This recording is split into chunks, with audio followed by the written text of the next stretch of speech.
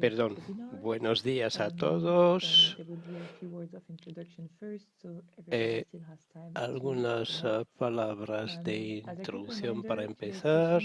Esta sesión tiene interpretación en directo en español y en portugués, así que en la barra de menús de Zoom puede hacer clic en el pequeño globo y seleccionar el idioma en el que quiera escuchar. Si no ve ese globo en la barra de menús, hagan clic en los tres puntitos alineados y ahí seleccionen el menú Interpretación y luego el idioma. La sesión de hoy presentará las nuevas reglas de la Unión Europea en cuanto a PFAS y BPA en los envases. Haré una breve introducción sobre el programa Agrinfo y luego pues Andreas os hará una presentación en dos partes. Primero las reglas que se aplican a los PFAS, luego a los BPAs o al BPA, mejor dicho. Las dos están estructuradas de la misma manera, estas dos partes. Primero una introducción de qué son esas sustancias, para qué se utilizan y cuál es el reglamento de la Unión Europea que se aplica a ellos. Andreas presentará después las restricciones que afectan a las PFAS y a la prohibición de utilizar el bisfenol A. Y las recomendaciones que puedan utilizar para poder estar en línea con este reglamento. La sesión durará aproximadamente 1 hora. No duden en hacer vuestras preguntas en español, en inglés o en portugués en el chat o en el Q&A. Todas las preguntas se agruparán en un documento escrito y también se proporcionará una respuesta escrita a las preguntas, así que si no se contesta a vuestra pregunta hoy, pues la tendrá por escrito más adelante. También se graba esta sesión. La grabación estará disponible para todos los participantes y lo podréis ver en línea cuando queráis. Las diapositivas también se distribuirán entre los participantes. Unas palabras sobre Agrinfo. Agrinfo es un programa llevado a cabo por COLID, es una organización sin ánimo de lucro privada en Bruselas que está gestionando un programa sponsorizado por la Unión Europea, el programa Agrinfo. Agrinfo es una plataforma libre en la que puede encontrar toda la información sobre los últimos cambios de reglas que puedan tener un impacto sobre la cadena de valor de agroalimentaria y pesquería. Y incluso si este programa está financiado por la Unión Europea, lo que vais a escuchar no refleja las ideas de la Comisión Europea. AgriFood es principalmente una herramienta para seguir los últimos cambios que puedan afectar al sector agroalimentario y cómo estos cambios se consolidan y luego explicarlos de alguna manera más entendible para todos. Aquí tenéis una captura de pantalla de nuestro sitio web www.agrinfo.eu. Ahí podéis encontrar toda la información de la que os acabo de hablar. También una newsletter que se envía 2 veces por mes, a la que pueden suscribirse, es gratis. Y finalmente, antes de dar la palabra a Andrés, rápidamente la sesión de hoy se refiere a los envases alimentarios, que en este caso también se llaman materiales destinados a entrar en contacto con los alimentos, que es un subtipo de envases, porque al entrar en contacto con los alimentos, pues se le aplican una serie de reglas muy especiales. Y por otro lado tenemos también que ver las reglas que se refieren a los envases y a los residuos de envases, con lo cual las dos cosas tendrán su importancia en la sesión de hoy. Y sin más, ahora doy la palabra a Andreas. Muchas gracias por esta breve introducción y también por haberme invitado a esta sesión de hoy. Es un enorme placer para mí.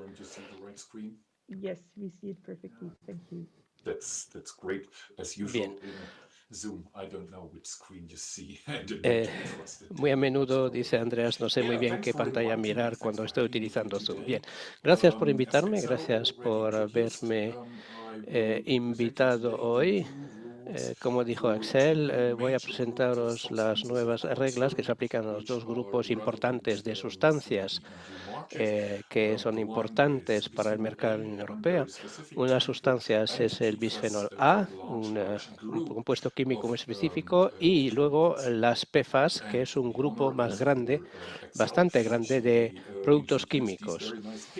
Y Axel encontró estas imágenes que me gustan mucho porque ilustran muy bien la diferencia que hay entre los dos reglamentos que afectan a esos productos químicos. A la derecha veis el bisfenol A, BPA, que está sujeto a un reglamento que está relacionado con la seguridad alimentaria y no se podrá utilizar el bisfenol A después de un cierto periodo de transición en los envases para alimentos. A la izquierda tenéis los PFAS, que está sujeto aquí a un reglamento que tiene que ver con las cuestiones medioambientales. Así que las PFAS no se verán afectadas por una prohibición completa, pero sí con una serie de limitaciones.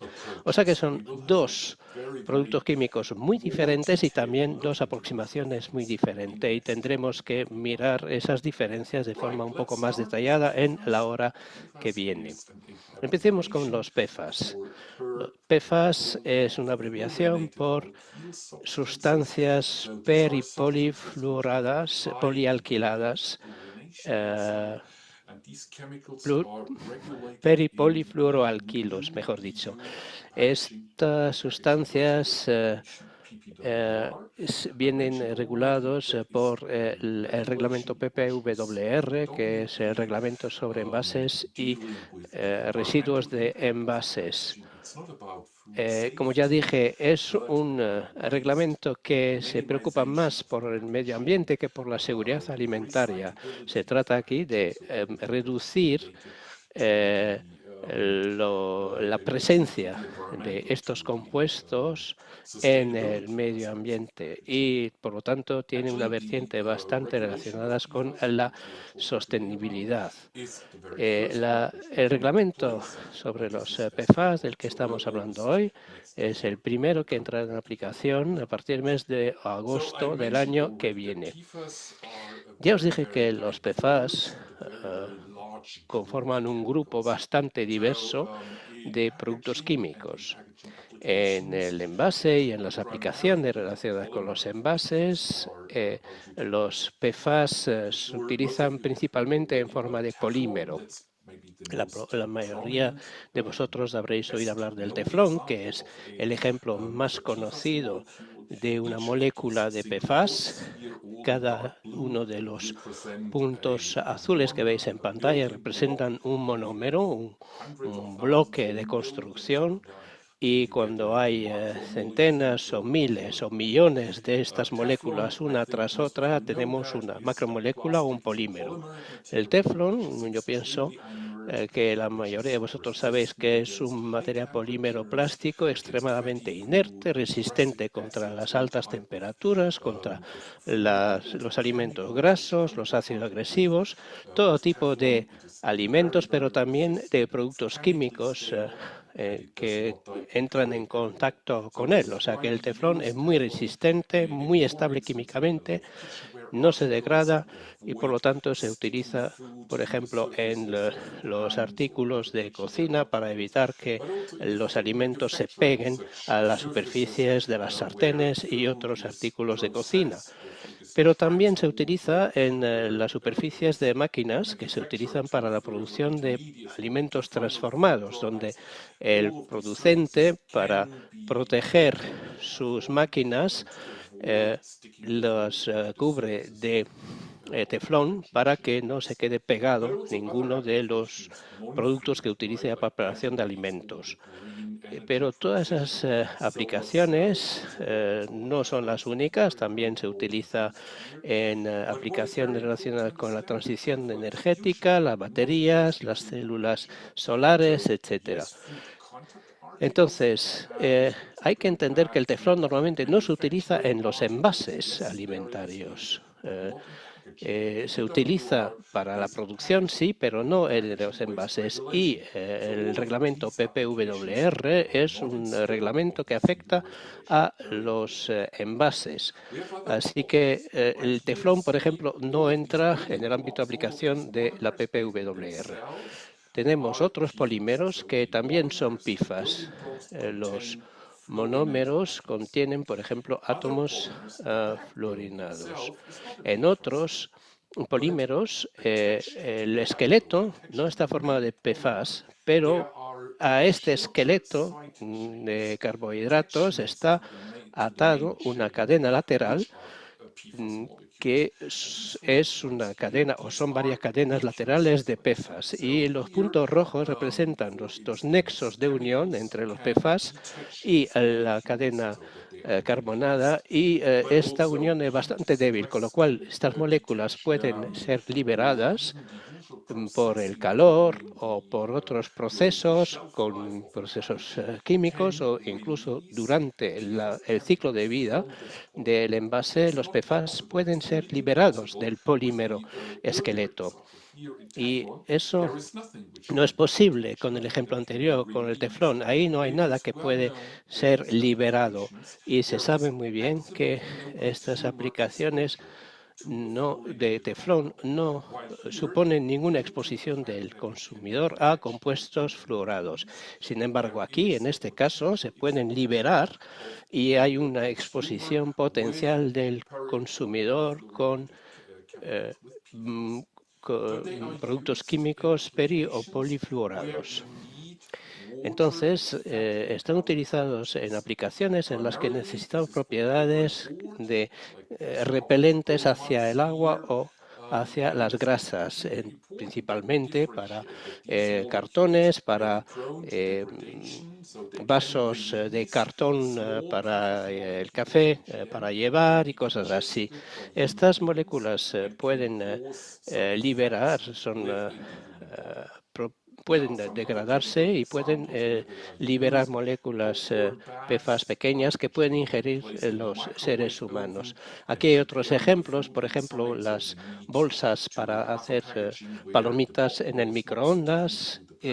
Tenemos ahí, pues, un envase que previene el que adhiera las palomitas dentro de la bolsa. O tenemos esos cartones que veis o que están utilizados en restaurantes de comida rápida, por ejemplo McDonald's y cosas así, para ofrecer los alimentos a los clientes, pero ya sabéis que el mercado se está alejando cada vez más de los envases de plástico para llevar la comida cuando se compra en un restaurante de comida rápida, y pasa más bien al cartón, pero ese también presenta su peligro. Como mencioné, estos envases pueden liberar estos PFAS, pero como podéis ver en esta tabla, que es un poco complicado, los científicos han medido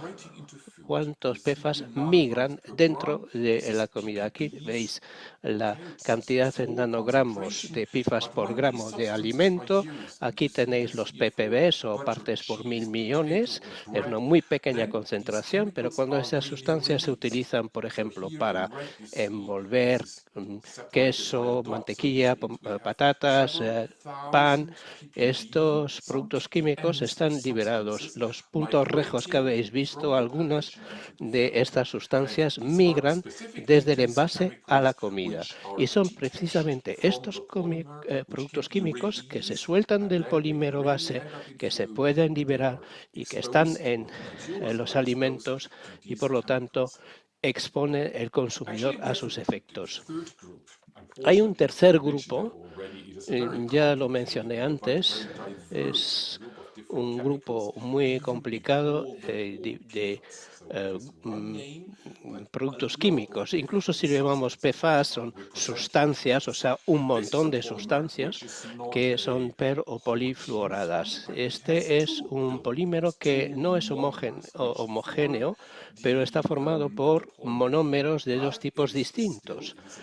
Y polímero mixto en este caso, que se diferencia del teflón porque no son los mismos monómeros, son monómeros diferentes, un polímero mixto, y aquí no hay una... pero con el teflón no había migración posible y en este caso tampoco. Estos PFAS son muy utilizados en la fabricación de películas de polietileno, polipropileno, que se conocen en el entorno como películas de PE y de PP. Son polímeros mixtos y, como ya mencioné, están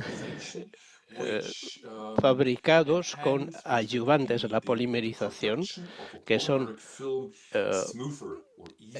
los PFAS aquí hacen que los polímeros, las películas de polímeros son más lisas o más fáciles de traer. Aquí tenéis el dibujo esquemático de una extrusora en la que hay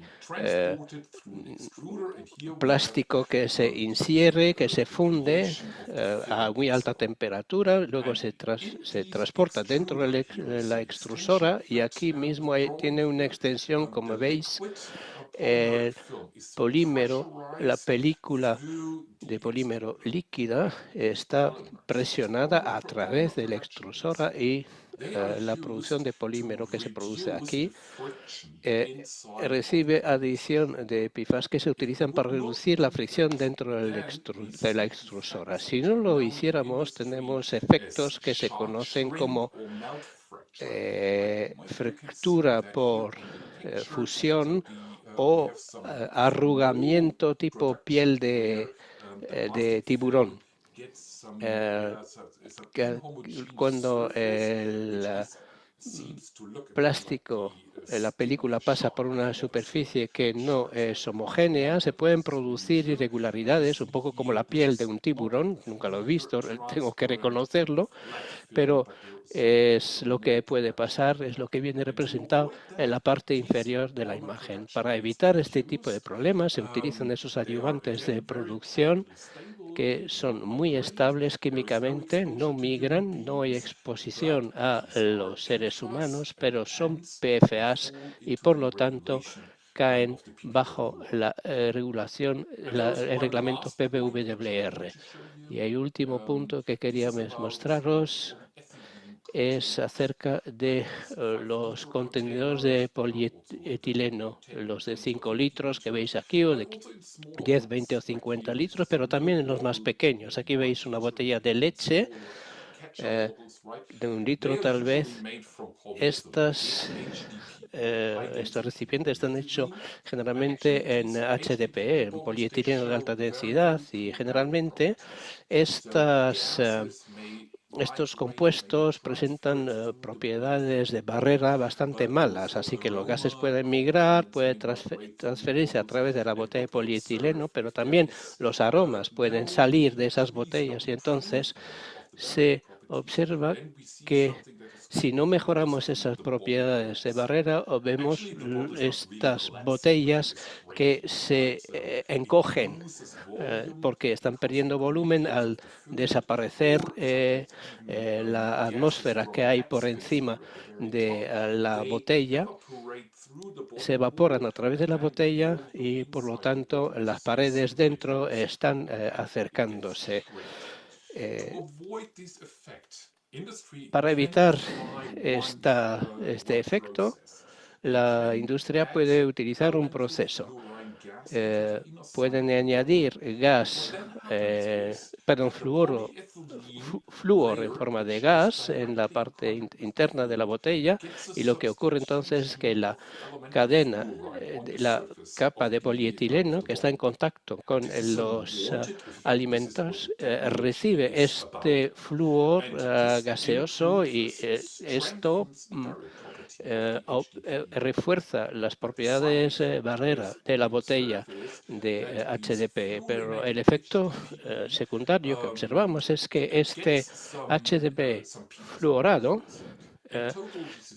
recibe moléculas PFAS. Esto puede ser una cantidad muy baja, como 70 ppb, pero lo que se observa también en estas investigaciones que se realizaron sobre la migración en los alimentos es que a temperaturas muy elevadas, cuando se rellenan, por ejemplo, esas botellas con ketchup, las botellas de HDPE fluoradas pueden también liberar PFAS dentro del alimento. Y con esto termino porque hay muchísimos químicos. Lo que hemos visto es que también hay moléculas muy, muy pequeñas, por ejemplo, con nombres que ya habrán oído, como las PFOA o las PFOEs o el ácido hexaoctánico. Es decir, estos son moléculas muy estables en el medio ambiente.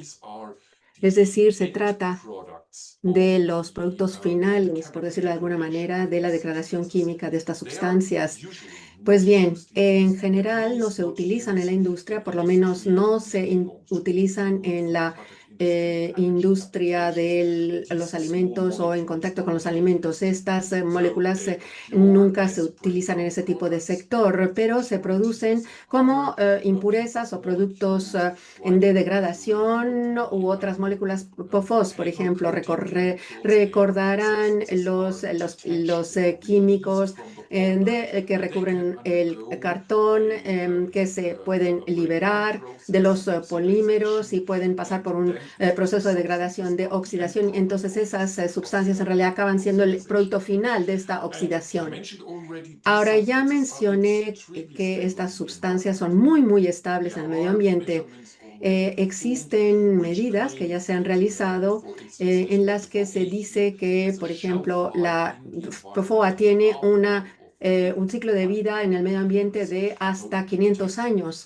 Es decir, que toma muchísimo tiempo para degradarse en el medio ambiente y hay algunas indicaciones que establecen, sobre todo para las pequeñas moléculas, que tienen un cierto grado de toxicidad. Los polímeros no son tóxicos, pero si son ingeridos, son absorbidos por el cuerpo humano y en realidad si son demasiado grandes, las moléculas son simplemente excretadas, pero si las pequeñas moléculas, esas sí pasan del estómago a la corriente sanguínea y ahí se distribuyen en todo el cuerpo, ahí sí que puede haber una toxicidad. Una de los estudios, autoridades, mejor dicho, estadounidenses, dice que estas sustancias contienen más de 15.000 sustancias, es decir, que hay 15.000 sustancias que están abarcadas dentro de las PFAS. Es por eso que las cosas son complicadas. Ya mencioné que las autoridades en la Unión Europea, pero las autoridades en otras regiones del mundo, y hablé de los Estados Unidos, India, China, ¿por qué están tan preocupados por las PFAS? Yo creo que es sobre todo por su carácter eterno, persistencia en el medio ambiente. Se pueden encontrar en aguas de superficie, en aguas subterráneas, en el suelo, en alimentos. Ya se encuentra incluso en las zonas del Ártico, es decir, que se encuentran en todas partes del mundo, en nuestro cuerpo, desde luego, en la sangre, en la leche que nosotros producimos, en nuestra grasa, es decir, están muy, muy presentes en todas partes. Es por eso que las autoridades están tan preocupadas por la reglamentación de esas sustancias y es por ello que en Europa pues están dando los primeros pasos. Este reglamento sobre envases y residuos de los envases es el primer paso en Europa. Tenemos, desde luego, un reglamento de general para las sustancias químicas, que es el reglamento REACH. Aquí tenemos también varias iniciativas de de la Comisión Europea para restringir las PFAS, no solamente en los envases, que es el objeto de este reglamento, sino también en otras aplicaciones. Y esto quizás en los próximos años lo veamos aparecer. Bien, en lo que se refiere al reglamento sobre envases y residuos de envases, es el reglamento que es el 2025-40, que tiene más o menos un año y bueno, fue publicado este año y en realidad es el reglamento número 14 de este año. Pues bien, el límite para la comercialización de las PFAS y los envases que contienen PFAS nos llevan hasta el 12 de agosto del año que entra, con lo cual tenemos 9 meses para asegurar que el contenido de PFAS en los envases cumpla con las disposiciones de ese reglamento. Ahora, los límites están aquí y es importante entender la diferencia, creo yo. Eh, Axel al principio dijo que teníamos dos reglamentos en realidad, uno sobre la seguridad alimentaria y luego tenemos la legislación sobre los envases y su impacto medioambiental. Hay también una diferencia fundamental en lo que se refiere al reglamento sobre los envases, que está aquí en azul. Es decir, sucede que algunos de estos químicos que vemos en azul aquí migre hacia los alimentos, ¿no? Eso es lo que nosotros llamamos una migración específica. Y la migración específica quiere decir que hay una sustancia dentro del envase y que después de un cierto tiempo acaba encontrándose en los alimentos, porque migra. Ahora, hay un límite específico de migración para diferentes, diría yo, algunas cientos de sustancias. La más famosa es bisfenol A. Aquí tenemos 1 micrograma por kilómetro, etcétera. En fin, aquí están todos los valores. Lo importante aquí es que en esta legislación, bueno, hay que ver cuánto de esta sustancia migra hacia la comida, hacia el alimento y cuánto es ingerido por el consumidor. Yo creo que el límite de migración específico siempre se basa en el peligro que representa ese compuesto específico. En este reglamento hay otro enfoque, es decir, no nos interesamos tanto en el peligro para la salud, estamos más interesados en lo que en realidad en la protección del medio ambiente, es decir, no queremos que las PFAS se encuentren en el medio ambiente y por lo tanto este reglamento rige la cantidad total de un producto químico que está presente en un material de envase y es importante ver si migra, es decir, si está presente en el envase, tiene que cumplir los límites que acabo de mencionar. El primer límite es, como les he dicho, 25 ppb para cualquier PFAS individual. Ahora, si hay varios PFAS, la suma de todos estos FAS necesita cumplir con el límite de menos de 250 ppb. Y luego el contenido total de flúor el límite es 50 ppm. Es decir, aquí estamos hablando de un micrograma primero micrograma por kilómetro, aquí estamos hablando del total por millón de flúor. Ahora, ¿qué quiere decir PFAS individual? Bueno, hay toda una serie de instrumentos sofisticados para los químicos. Ya conocemos estos instrumentos o instrumentación. Ahora, esto forma parte de lo que nosotros llamamos la cromatografía, que en realidad en un solvente, en agua o en un alimento tenemos diferentes compuestos. La cromatografía permite separar todo esto. de sustancia 1, 2, 3, 4. Ese es el principio de la cromatografía. Ahora, necesitamos un poco formar, educar a esas máquinas, esos instrumentos, ¿verdad? Es decir, porque la máquina, ¿qué es lo que ve? Es una muestra y una señal, pero no sabe si lo que hay dentro de ese material o muestra es PFAS, es PFOA, PFOS. Entonces necesitamos darle reglas claras, decirle, mire, esto es un PFOA, lo integramos en la máquina, le enseñamos a la máquina que eso es un PFOA y les decimos, miren, hay el tiempo de retención y después de 2 minutos es un PFOA, etcétera. En fin, se tiene que calibrar el instrumento adecuadamente. Y luego también necesitamos formar a la máquina en lo que se refiere a la cantidad, a las cantidades, porque no sabe si esto representa 1 miligramo o 1 microgramo o 10 miligramos. El instrumento no puede determinar eso. Necesitamos formarlo, educarlo y decirle, mira, esto es 1 miligramo de PFOA. Y le vamos a decir a la máquina, mira, este pico representa 1 miligramo. El instrumento va a calcular y va a decir, sí, si llega aquí, pues entonces hay tanto. Todo eso es lo que nosotros llamamos un método de validación y también un requisito importante es tener entonces reglas analíticas. Un problema que tenemos es cómo vamos a reglamentar, o sea, estos 15.000 sustancias, porque hay solamente unas 600.000 que conocemos. Las demás no tenemos ninguna posibilidad de elaborar una regla al respecto. Tenemos algunos laboratorios, por ejemplo, en China, que ofrecen análisis para 100 o 200 sustancias, pero en general solo se pueden analizar 100. En general, en los laboratorios van de 30 a 60, a veces a 100. Es decir, pero ¿qué quiere decir esto? Que solamente estamos estudiando 100 sustancias y de ellos estamos hablando de 15.000. Tenemos que, además, determinar si son PFOAs o PFOS. En fin, tenemos que poder tener laboratorios e instrumentos que nos permitan decir cuáles son los componentes, ¿verdad? Y hay una enorme variación, desde luego, que hace que la comparación de los resultados de uno a otro sea muy difícil.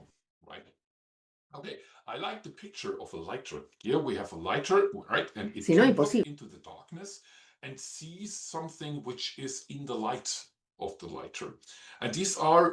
My example, 30, 40 different chemicals, but we have a lot of dark matter around it, where we have no clue because the lighter is simply not able to look into the darkness. No podemos ver en la oscuridad, solo se ve una muy pequeña parte de la imagen en la que solo podemos identificar una serie de compuestos, pero no tenemos ni idea de lo que hay alrededor en la oscuridad. Otra imagen para representar la situación es ese punto rojo que tenemos aquí. Cobre el análisis de los 30, 40, 50, 60 sustancias que podemos identificar, pero sabemos que alrededor de este punto rojo hay una burbuja enorme de 15.000 sustancias que representa el total de flúor orgánico, y más aún todavía tenemos muchas sales inorgánicas de flúor, como el fluoruro de calcio, etcétera. Así que si hacemos el análisis, Diana, vemos que solo los puntos, las sustancias que hay en el círculo rojo y todo lo demás no lo vemos. Así que lo que la PPWR intenta hacer es completar, digamos, el análisis de las sustancias que solo podemos identificar con el análisis del flúor total. Aquí lo que hacemos es que hacemos una combustión de la muestra en un horno que va a incinerar la muestra a temperaturas que pueden superar 900 o incluso 1000 grados centígrados. Y luego, pues, la muestra que hemos incinerado, sea papel, plástico, pues va a emitir el carbono, va a formar CO2 y todo el fluoruro, probablemente las PFAS, ¿no? Van a soltar flúor inorgánico, flúor elemental. Y esta mezcla de CO2 con otros ingredientes, incluido el flúor, van a pasar a través de un baño de agua, formando burbujas. Y las sales de flúor inorgánicas son muy solubles en el agua y se puede analizar el flúor mediante cromatografía iónica. Esta técnica, que es una cromatografía como la anterior que hemos visto, pero aquí podemos distinguir entre el flúor, el cloro, el bromo, es decir, las sales iónicas. Y lo que vemos aquí, no tenemos ninguna pista de qué productos químicos están presentes en el envase al principio, pero lo único que vemos es que hay flúor al final. Así que vemos un compuesto, la materia que hay en la oscuridad no la vemos, pero estamos viendo todo lo que es flúor. Ahora, este flúor era un compuesto inorgánico, era la parte de un polímero orgánico, esto no lo sabemos. Entonces, uno de los problemas es precisamente este, es que parece que el método parece perfecto porque es muy sencillo y nos da una idea muy clara sobre la cantidad de flúor que hay, sin tener en cuenta que puede ser miembro o parte de uno de los 15.000 compuestos, pero no hay un método estandarizado, no está armonizado. Y esto es algo en lo que se está trabajando ya dentro de la Unión Europea, crear métodos normalizados para estos análisis, pero probablemente no sea importante que podamos detectar el 100% de todo el flúor, pero lo que es importante es que los diferentes laboratorios que hacen los análisis los hagan de la misma forma para poder comparar los resultados de un laboratorio y otro. Y eso no es el caso actualmente, porque la temperatura final dentro del horno o en algunos laboratorios se aplican incluso gradientes de temperatura, es decir, que no empiezan a 900 grados, pero empiezan a 500 grados y la hacen subir la temperatura hasta, digamos, 1000 grados. Con lo cual, los protocolos son muy diferentes de un laboratorio a otro y la comparabilidad de los resultados se vuelve muy complicada. Y es probablemente uno de los retos los más importantes cuando hablamos del análisis del flúor. Por un lado, hay flúores inorgánicos en muchos envases, como el fluoro cálcico, que puede también dar lugar a una sobreestimación o una infraestimación del resultado. Y luego, como ya mencioné, la armonización de los métodos es realmente un punto crucial porque los laboratorios utilizan metodologías diferentes, están esencialmente utilizando todos el mismo método, pero los detalles finos pueden diferir y esto puede ser crítico para tener resultados fiables. Y cuando se trata de elegir el laboratorio, el gran problema es que incluso en Europa solo hay un número muy limitado de laboratorios que pueden hacer esos análisis y fuera de Europa hay muchos problemas también porque el número de laboratorios que tienen experiencia con el flúor total es muy limitado. Y cuando se trata del análisis de las sustancias individuales, tenemos el problema de que los diferentes laboratorios presentan una gran variación en cuanto a los PFAS que pueden analizar. Algunos pueden analizar 30, 40 o 50 sustancias y las equivalencias entre los distintos laboratorios no son comparables, por lo tanto y además se necesitan instrumentos de alta tecnología con equipos analíticos que pueden costar más de $500,000, con lo cual las capacidades pues, son muy limitadas en la mayoría de los países proveedores y los análisis en sí son muy caros. Así que En cuanto a estrategia que se pueda aplicar, tengo que mencionar ahora que la Unión Europea ha anunciado la publicación de un documento de orientación que se espera para principios del año que viene. Aquí solo puedo decir que en la newsletter que Axel ha mencionado, en Agrinfo, os informaremos inmediatamente en cuanto este documento de orientación esté disponible. Cuando tiene que evaluar su situación de PFAS, empiece a hablar con sus proveedores muy pronto y aseguraros de que los PFAS no se utilizan de forma intencional. Esto es el punto de partida obligatorio. No se olviden, por ejemplo, de las cintas adhesivas, de las tintas de impresión, de las etiquetas, de los cierres. Todos esos componentes deben estar libres de PFAS utilizados intencionalmente. Si hay papel o cartón que contiene, por ejemplo, o que tienen unas propiedades repelentes hacia el agua o hacia las grasas, también el polietileno, el polipropileno, particularmente el que puede ir en los hornos microondas, controlen el flúor orgánico total y que este control se puede hacer por un laboratorio externo y asegúrese de que el laboratorio tiene un método validado. O mejor todavía, si es acreditado. Muy bien, pasemos ahora al segundo tipo de compuestos de la presentación de hoy, es el bisfenol A. Estoy casi seguro de que todos habéis oído hablar del BPA, del bisfenol A, y que habéis tenido que tratar ese tema ya pasado. La gran ventaja que tenemos en este caso es que solo tenemos un compuesto químico en cuestión, el BPA, y todos sabemos que se ha utilizado en resinas epoxi, en revestimientos para proteger las paredes internas de las latas metálicas y también pueden de ahí liberarse dentro de los alimentos. Bueno, eso es lo primero, la aplicación principal del BPA. Otra aplicación es en los plásticos de policarbonato. Policarbonato es un plástico que es extremadamente claro, transparente, tiene el aspecto del cristal.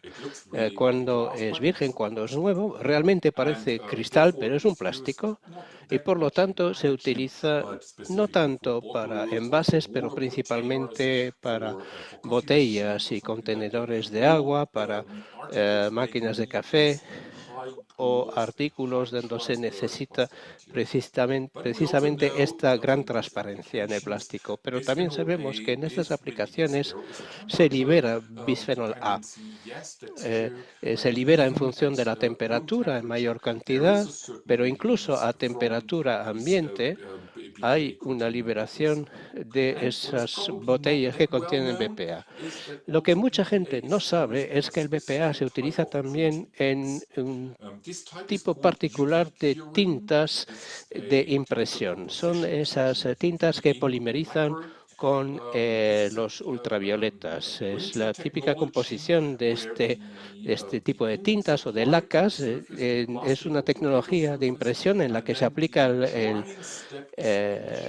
la tinta a la superficie, que sea plástico o papel, y luego se seca mediante una descarga de ultravioleta muy intensa a la superficie, y el solvente que está en estas tintas basadas en tinta polimerizable por ultravioleta son muy a menudo acrilatos. Son monómeros y forman una capa polimérica que está formada de BPA. Esto lo tenéis con lacas y tintas de impresión que se pueden polimerizar con ultravioleta. No solo la Unión Europea, otros países y otras regiones están preocupadas con el BPA. No es estable en el medio ambiente, pero el gran problema que tiene son sus propiedades tóxicas, en particular sus propiedades de disruptor endocrino. un disruptor endocrino es un producto químico que imita los efectos de hormonas en el cuerpo humano, y ese es el caso del bisfenol A. Como veis, lo comparamos aquí en la imagen. A la izquierda tenemos el bisfenol A con este grupo fenol abajo a la izquierda, y los estrógenos llevan precisamente este mismo grupo. Tenemos esa misma estructura en la parte inferior de la molécula, y por este motivo estas sustancias, ambas, pueden adaptarse perfectamente en el mismo receptor, el receptor de estrógenos. Y por este motivo, el BPA puede producir efectos comparables a los de los estrógenos en el cuerpo humano. Por este motivo, y debido a este efecto mimético hormonal del BPA, sabemos que pueden alterar las funciones dentro del cuerpo femenino, también el cuerpo del hombre, y todas esas funciones, al ser alteradas por este alterador de endocrino, pues pueden plantear problemas de salud. Por lo tanto, este nuevo reglamento 2024-3190 está prohibiendo el uso del BPA en adhesivos, en caucho, en resinas intercambiadas de iones, en plásticos, en tintas de impresión, en siliconas, en barnices y en revestimiento, con lo cual el ámbito de aplicación para materiales utilizados en los envases vienen tocados por esta prohibición del BPA. Los únicos materiales pertinentes para los que la interdicción de BPA no se aplica es para el papel y el cartón. La industria del papel en Europa tuvo mucho éxito con sus lobbies para evitar que se prohibiera el BPA en el papel y en los cartones, porque pensaba que esto podría crear serios problemas. Sin embargo, el uso intencional del BPA no es aconsejable, incluso para el papel y el cartón, con lo cual, en la medida de lo posible, eviten el uso activo de BPA, incluso en papel y en cartón. Entonces, la cuestión siguiente es: ¿cuáles son los bisfenoles que presentan riesgos? Porque el reglamento habla de bisfenol A y otros bisfenoles peligrosos. Entonces, ¿qué significa esto? El reglamento europea se refiere al reglamento CLP, que exige o que regula, que rige el etiquetado de los productos químicos peligrosos. Es un reglamento que tiene más de 1.500 páginas, con una lista interminable de productos químicos que presentan un cierto riesgo toxicológico. Y el reglamento sobre el BPA dice que si un producto se define como mutagénico, es decir, que puede producir daños al DNA, o que es un carcinogénico, es decir, que puede producir cáncer, si es tóxico para la reproducción, es decir, que puede dañar a los bebés sin nacer, a los embriones, o que puede tener un impacto sobre la fertilidad, o si imita las hormonas en los cuerpos humanos, si tiene cualquiera de esas 4 propiedades, se considera como un producto peligroso. Entonces, en la lista de hoy hay una lista de diferentes bisfenoles, pero entre ellos tenemos el BPA, el bisfenol A, el bisfenol S y el bisfenol AF, que son los 3 principales que también se utilizan en los envases. Los otros 2 que veis en esta lista, que son retardantes de inflamación, y que se utiliza principalmente en textiles, no están cubiertos por este reglamento. Pero hay que tener cuidado con estas sustancias que se están examinando desde muy cerca, porque pensamos o creemos que también están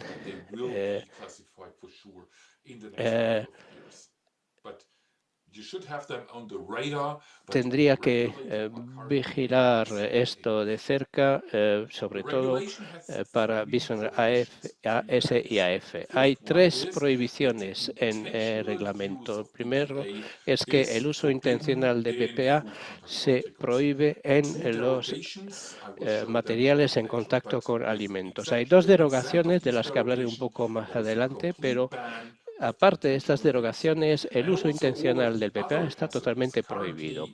Y también para los otros bisfenoles SAF, que también son considerados peligrosos, también están prohibidos. Y si el sector o proveedores o empresas utilizan otros bisfenoles que no se presenten como el bisfenol F, el B o el M, que bien clasificados como no peligrosos en este momento, el proveedor debe dar pruebas de que el BPA no se puede detectar. Hay 2, están prohibidos el BPA y todos los peligrosos, y si se utiliza un bisfenol que no sea peligroso, hay que demostrar que el BPA no está presente. Hay 2 derogaciones o exenciones, las resinas epoxi que se aplican en las paredes interiores de estos enormes tanques de acero, cuando su capacidad es superior a 1000 litros. Para volúmenes más pequeños está totalmente prohibido. En el lado interior. Del lado exterior se puede utilizar, y la otra excepción son los membranas de filtración en polisulfona. Estos pueden utilizarse para los alimentos, y queda la obligación de que cualquier material que entra en contacto con los alimentos tendrá que contar con la declaración de conformidad en el futuro. Lo sabemos ya para los fabricantes de plástico que utilizan, aquellos que utilizan plásticos saben que cuando se importa hacia la Unión Europea se necesita una declaración de conformidad que viene descrita en el reglamento 10/2011 en el anexo 4 del reglamento sobre plásticos, con 9 puntos diferentes. Entonces, si ya habéis utilizado plásticos, ya lo conocéis. Y aquí la situación es bastante comparable. Se necesita poner la identidad y la dirección de la empresa que prepara la declaración de conformidad. También necesitamos lo mismo para el fabricante. Necesitamos la identidad del material o del artículo del que se trate, si se trata de una botella de plástico, si se trata si está de HDPE, si es polipropileno, si viene impreso o no impreso, etcétera. Todo esto tiene que venir escrito. Necesitan una fecha para la declaración. Y esto es nuevo. Ahora mismo se necesita un número de teléfono o una dirección de email de la empresa. O sea, puede ser simplemente un número de teléfono de la recepción o una dirección, información a .com, cualquier cosa de estas vale, pero tienen que ser datos actualizados, y también tiene que confirmar si hay bisfenoles o derivativos utilizados en la fabricación, no solo los peligrosos, todos los bisfenoles tienen que venir censados.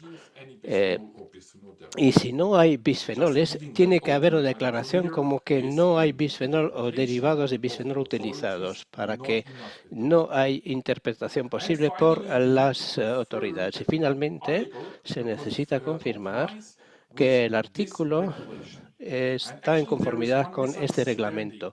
Y aquí hay a veces muchas empresas que no entienden muy bien. Piensan que este reglamento 2024-3190 es una enmienda del reglamento de plásticos 10/2011 y por lo tanto piensan que es suficiente si confirman que el producto está conforme con el reglamento 10/2011. Pero no es así. Esto es un reglamento individual independiente y también se añade al reglamento sobre el plástico. Así que hay un par de cosas que efectivamente que son una enmienda del reglamento 10/2011, pero no es únicamente una enmienda de este reglamento. Este reglamento 2024/3190 debe aparecer en la declaración de conformidad. Y las autoridades son muy formalistas, por lo menos en Europa Central, en Alemania, en Austria, etcétera, en Benelux. Este tipo de declaración lo miran con lupa. In Article 9, there are some requirements on the analytics. So there is in specific Hay cases, también there's also a need for analytical la necesidad a veces de una verificación analítica y el reglamento dice que las autoridades, sobre todo desde luego los centros de investigación conjunta, que es el laboratorio oficial de la Comisión Europea, este laboratorio oficial debe elaborar un método. En ese momento no tenemos esto, pero todos los laboratorios, como he dicho, aplican su propio método y cada vez más laboratorios están elaborando métodos que permiten bajar a los niveles de un PPP. El problema es que el artículo 9 define el mismo límite para el contenido de PPA, así como entonces para lo que se refiere a la liberación de BPA. Es decir, se dice que la migración a los alimentos debe ser de menos de 1 ppb. Sabemos que para otras sustancias tenemos un nivel de 10 ppb, que son fundamentales para todo lo aromático, todos los, digamos, el contenido es lo fundamental en un material plástico o que es, por ejemplo, una película plástica o una botella de plástico. Si hay un límite detectado de si hay un límite de BPA detectado, tiene que bajar al nivel de 1 ppb. Y es importante que en todos los plásticos aquí evaluemos el contenido y tiene que ser muy, muy bajo, si no tenemos un problema. En lo que se refiere a los análisis, tenemos que ser muy, muy estrictos, separar exactamente lo que queremos determinar. Tenemos que tener también una definición clara. A veces necesitamos un control analítico como algo fundamental. Una cosa es tener la confirmación de que el proveedor o fabricante ha utilizado un bisfenol no peligroso. Si tiene un documento que diga, sí, por ejemplo, hay este material que quizás tiene un bisfenol no peligroso. En esos casos se tiene que hacer una verificación para verificar si el contenido de BPA está por debajo del 1 ppb. Y solo si el proveedor dice que ha utilizado un bisfenol no peligroso o un derivado de bisfenol no peligroso, se necesitan esos controles analíticos, porque si se utiliza una de las excepciones, o si vale una de estas excepciones, por ejemplo, en contenedores grandes de metal, tiene uno que verificar si hay una migración hacia el alimento y esa migración debe ser de menos de 1 ppb. Estos son los dos casos en los que necesita una confirmación analítica, pero la legislación no exige medidas para envases cuando, en los casos en que el proveedor confirma que no utilizó intencionalmente ese bifenol. Ese es lo fundamental. Hay que pedirle a los proveedores que confirmen que no utilizaron intencionalmente esos bisfenoles en ninguno de los componentes del material de envasado. Es decir, aquí asegúrense de que cubran las tintas, las lacas, las etiquetas de papel que utilizan, que todos los sellados, cierres estén contemplados. Y si tienen alguno de estos componentes, tienen uno que tener una confirmación de que no haya BPA y también que no hay que abarcar los contaminantes, porque la EU ha dicho oficialmente que los contaminantes no están comprendidos en el reglamento, pero solo si se usa de forma intencional. Es decir, en sesiones anteriores hemos ya hablado de esto, un documento oficial del Comité de la UE que confirma que solo el uso intencionado está abarcado y no las contaminaciones accidentales o incidentales que pueden incluir desde luego. Y vamos a incluir también un lazo a donde pueden encontrar este documento para que puedan mostrarle a todos sus clientes. También podríamos hablar de eso después, pero en este caso tampoco hay una necesidad de una verificación analítica. Entonces, con todo esto, ¿a dónde vamos? El problema es cumplir desde luego los límites. El límite de detección es extremadamente bajo y hay que tenerlo en cuenta. Está en realidad en los límites que son fundamentales. La dificultad va a ser encontrar laboratorios en sus países que puedan ofrecer esos datos, ¿verdad? Esos valores del límite de un ppb. Es decir, aquí en Europa y en Europa Central tenemos un solo laboratorio que tenga métodos validados y las concentraciones son muy bajas también. Entonces hay capacidades de los laboratorios. Las capacidades de los laboratorios son muy limitadas, es decir, que algunos también hay muchos falsos positivos. Hay muestras que pueden ser contaminadas por un equipo de laboratorio insuficiente o durante el transporte, por ejemplo, un envase inadecuado. Es decir, hay que tener prestar mucha atención, utilizar laboratorios que cuenten con experiencia en análisis de BPA es fundamental. Con estos límites muy bajos en lo que se refiere al ppb y ppm. Y hay que tener laboratorios acreditados para este tipo de mediciones y metodología. Pues bien, con eso ya llegamos casi al final.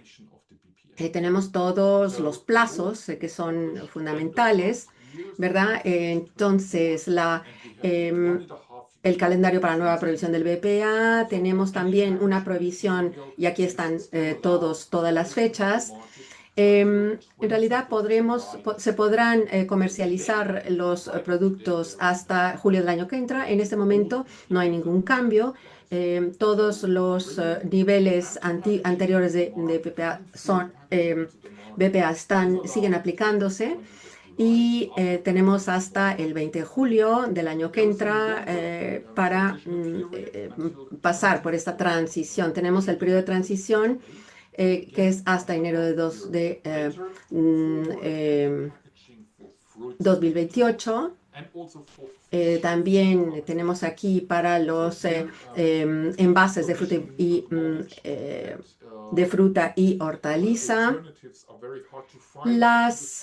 En realidad, las alternativas son muy difíciles de encontrar. La industria necesita más tiempo para desarrollar alternativas, ¿verdad? Para también poder cumplir las reglas. Desde luego, esto no se aplica a los BPA que se utilizan en los recipientes, en el exterior de los recipientes. Pero tenemos aquí, antes de julio del año que entra,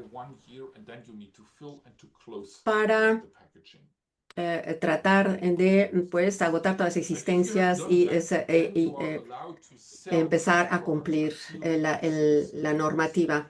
En la mayoría de los casos, pues como he dicho, van a poder vender los productos hasta agotamiento de las existencias, así que en este momento pues no hay demasiados cambios. Pues bien, la conclusión ahora aquí es que, bueno, no son iguales. Hay una provisión total para el BPA.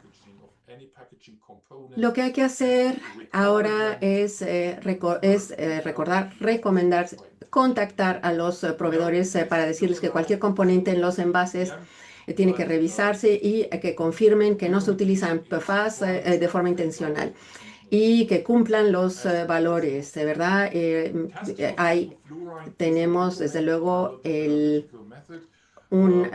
las pruebas de flúor total por métodos analíticos es fundamental para todos los envases resistentes al agua y a la grasa. Pues es importante también que revisemos la situación. Lo más importante aquí, para la mayoría de los envases, habrá que entonces confirmar que no se utiliza el BPA. Hay que hablar con las empresas en toda la cadena de suministros. Hay que tratar de convencer a todos los interesados en la cadena de suministro para que dejen de utilizar esos productos de alto riesgo y que ya abandonen este tipo de productos y que acuérdense de la declaración de conformidad. Si no se rellena esa declaración, puede uno tener grandes problemas. Sobre todo, hay que encontrar los laboratorios que puedan apoyarles. Y en lo que se refiere al BPA, tenemos un poco las mismas recomendaciones. Tenemos una prohibición general, pero la ley nos exige que confirmemos que no se utiliza BPA ni ningún bisfenol anteriormente, excepto las excepciones que acabamos de mencionar. Si es necesario realizar un análisis BPA, asegúrese de que el laboratorio que elija tenga experiencia en los límites extremadamente bajos y que también hable de las medidas que deben tomarse para evitar contaminaciones. Es decir, hay que asegurarnos de que haya laboratorios que cuenten con la posibilidad de establecer límites muy bajos, y durante cierto tiempo vamos a tener que elegir laboratorios en los Estados Unidos o en Europa, esperando que haya laboratorios en sus países que puedan dar seguimiento a todos estos métodos para asegurarse de que no haya contaminaciones durante el transporte o que haya resultados falsopositivos de los laboratorios. Y perdón por haberme tardado un poquito más, por haber hablado tan rápido, pero espero que tengamos la posibilidad de responder a sus preguntas. Tenemos unos 25 minutos que nos quedan para ello.